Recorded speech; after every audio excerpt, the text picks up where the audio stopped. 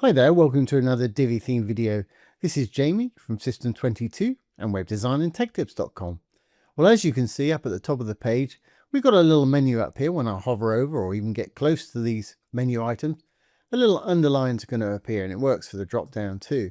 Now, I've done this plenty of times with Divi 4, and I've actually done it with Divi 5. But they've just given us a recent update with our text here. And every time I've done this before, we've had to use a bit of CSS coding. This time we can do it so easily without any code. Amazing. And this is requested so often. A little underline effect under the menu items. You see it on an awful lot of sites. So let's show you exactly how to do it. Okay, let's go down to my theme builder. I actually made a global header for it. I'm going to delete this and we'll start from scratch. Now if I save the changes, go back here and refresh the page, we've got the default menu. The only real difference is it's in grey, and I've actually included the search icon there. Now we've got some good news and bad news.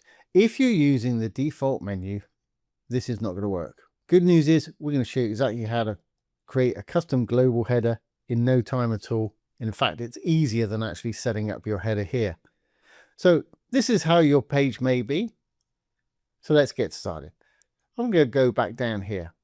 We're going to go to our dashboard. We're going to replace this default header with a global header really quickly. So I've gone down to the dashboard, go down to Divi, and you want to go down to the theme builder. That'll take you to this page. You may not have anything here, some custom bodies and headers that we've created in other videos. I'm going to hit add global header. Now global means it's going to appear on every page. Custom header you can assign to specific pages. So let's add the global header. I'm going to build it from scratch. And again, I'm going to hit build from scratch. As with the page, it puts in a little section at the top here, the blue tab. I'm going to add a row. I'm going to use a single column. And to show you how quick it is to emulate the default header, I'm going to roll on down. I'm going to find a menu module right there. And if we look here under the content, it's where you select the menu you want to have in there. I've only got one, which is my main menu at the moment. Now, for anybody that doesn't know what I'm talking about, and there's always one out there, if we go to our dashboard, with the default header, you go down to Appearance, and then to Menus, to create your menus. Any menus you create here and save will appear in the drop down here. As I say, I've only got the one right there, the main. That's great.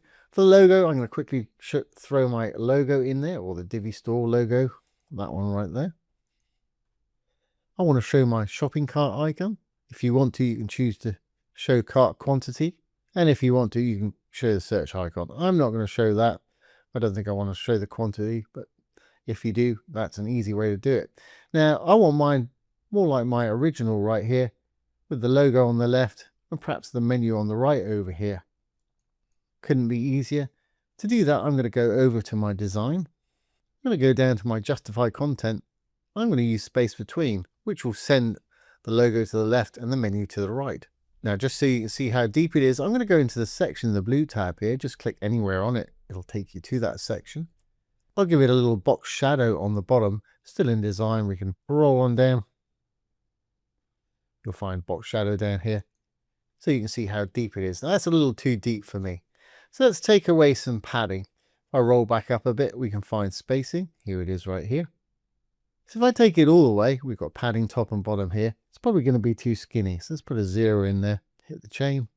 Yeah, way too skinny. I want to make it more like the one that we had over here. So what's that, about 30 pixels maybe? So let's change that. I'll try 20 first. It's not too bad. That's pretty close, actually. I think 30 is going to be too much. I'm going to leave it just like that. So as you can see, we've recreated our menu here from the default. And as I mentioned, to create this hover effect without code, you need to do this. So once you've created it, just save it, exit the page. Make sure all the changes are saved on this page. Once they're saved, we can go back here, refresh. And we've got our new little menu in here. Not much different. We haven't got the search icon. Now, just for fun, I'm going to change my menu colors to the pink we've been using here. And also let's change the little icon there. And we can put our little underline on. So I'm going to go to the theme builder again, back to my global header. And there we have it. I'm going to click on our menu module. As you can see, it's popped in there. Over in the design, let's get our shopping cart the right color first. If we roll down a little bit, menu text, we'll deal with that in a minute. Roll down a little bit more, we're going to find icons. Shopping cart icon color, right there. And of course, you can make a hover effect if you want to change color on hover. Search icon, we're not using that. Hamburger menu is when it's down on phone. Let's change that same pink color perhaps. Got it saved in our library. Perfect.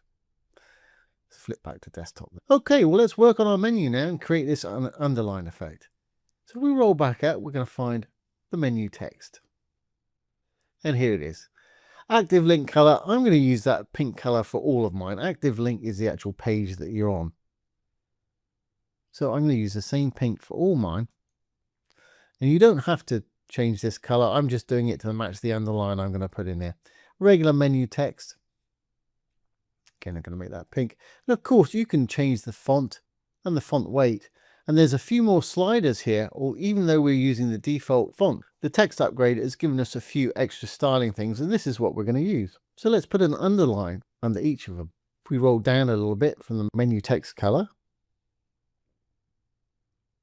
menu font style, we now got a nice underline one there. If I switch it on, you can see it puts a single pixel line right underneath. Let's pick a color. It looks like it's got the right color anyway, but just to make sure. There we have it in the pink. Now for me, it's a little bit close and I want it a little bit thicker than that, maybe 2 pixels. So down below, we've got line thickness. I'm going to just increment up 1, 2. I think that's going to work for me. There's a little bit close. So line offset here. Again, increment up for as many as you want. I think that's going to work for me. Maybe one more. Perfect.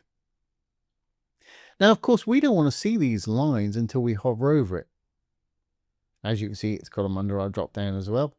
So very easy to do. The actual line color, I'm just going to take the opacity down to 0. I'm going to go over here, simply put a 0 in the box.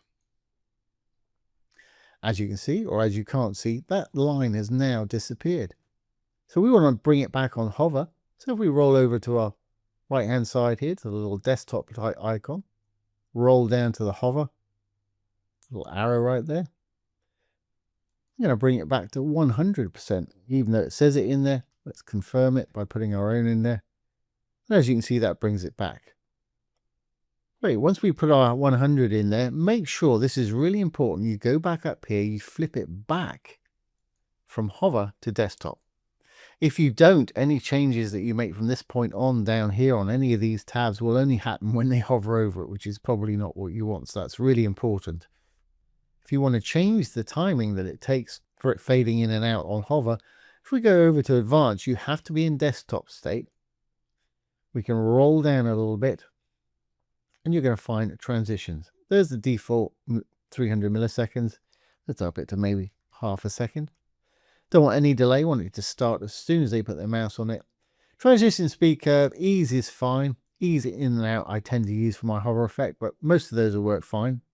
Now that should work for us. So if we go back up to the top here, we'll save. We'll exit.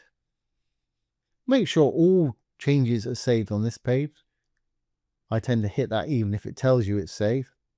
Now if we go back to this page, that's going to turn pink, so is that. And we should have our little underline effect. Let's refresh one more time. Perfect. If I hover over, as you can see, the underline is working. And it'll work even if you just get close to it. That's perfect. Our little drop down, they've got the little underlines under them as well. Wonderful. Gallery, contact. No underline under the cart, but that's fine. So there we have it. It's so much easier now. I know you have to make a global header, but as you've seen, if you're just using the default header, replicating it with a global header just takes a few minutes. So I hope you've enjoyed this today and found it useful. If you have, please give it a thumbs up, ring the bell. comment, share, and subscribe to the YouTube channel. One more thing before I actually go. I just noticed when I roll down the page here, our menu rolls up, which means it's not sticky, it's not fixed. So if you want that to stay there when they roll up the page, here's how to do it.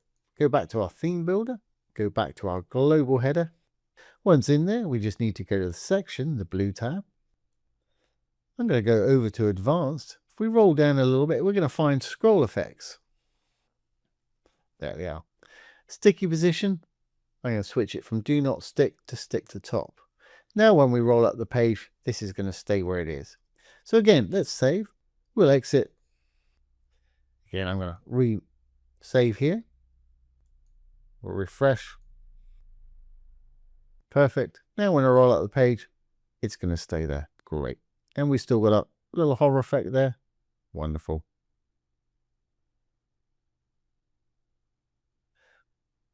Now don't forget, if you have any questions either about Divi 4 or Divi 5, drop them down below. I'll do my best to answer them for you or make a little demo video just like this one.